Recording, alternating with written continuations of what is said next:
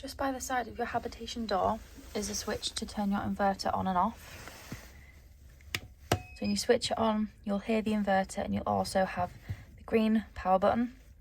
If there's a fault, the red one will come on and it will beep quite a little bit just to tell you there's a fault.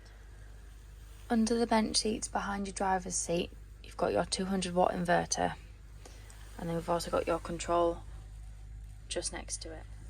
So when the handle is facing to the side of the vehicle and the red is pointing at off, it's not on at all.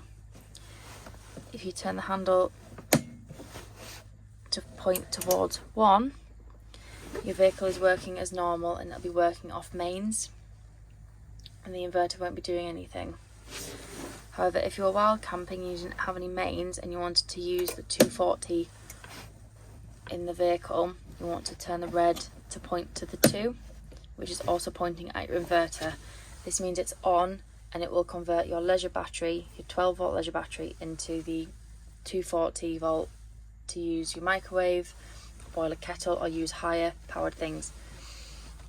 However, this does mean that your leisure batteries will be drained quicker, so just be mindful when you're using your inverter when you're wild camping if you're not going to be hooked up in the near future.